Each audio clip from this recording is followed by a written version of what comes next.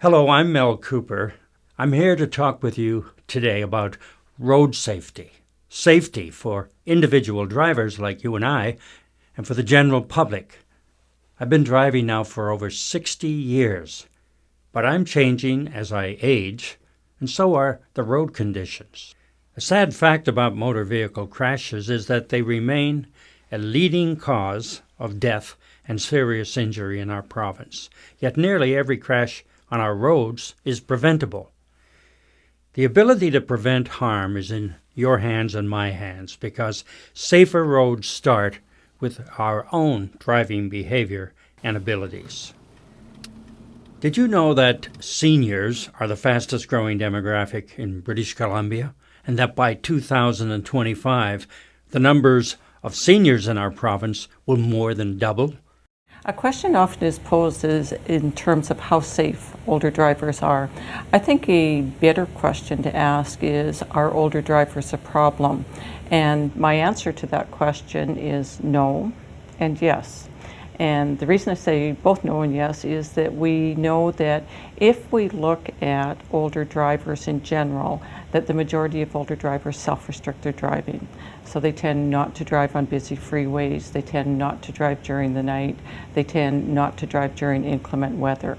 So those self-restriction strategies help to enhance the safety of older drivers. Having said that, we also know that there is a segment of the older driver population that is high risk. That is, if we look at crash rates, and we look at those crash rates in terms of the number of kilometers traveled, there are two high-risk populations, the high-risk younger driver population and the high-risk older driver population. A very, very important point is that it's not changes associated with age that make an older driver unsafe, but rather the presence of one or more medical conditions and or the treatments for those conditions. When a driver reaches age 80, the Office of the Superintendent of Motor Vehicles will request that that driver complete a driver's medical examination with their physician. If the physician indicates that there's some kind of a cognitive impairment that the driver may be suffering, such as early dementia or Alzheimer's, we will ask that that driver do a second assessment, such as a DriveABLE cognitive assessment. When it comes to cognitive impairments, the really sad thing is that your past driving behavior has nothing to do with your future driving behavior. You can have an absolutely clear driver's record with no accidents, no speeding ticket, and suddenly become unsafe to drive. I have attended many motor vehicle incidents where a cognitive impaired driver has been involved in a motor vehicle incident, and speaking to those drivers later on, they don't even realize that they were involved in a motor vehicle incident, and they don't recall the incident at all or very little of it in some cases.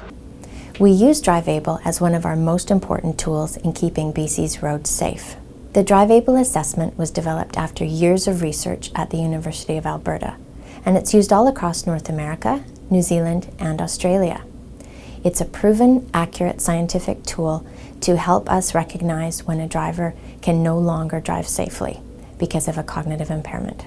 Thanks for taking the time to learn why we use DriveABLE. Together, we can make BC's roads a safer place.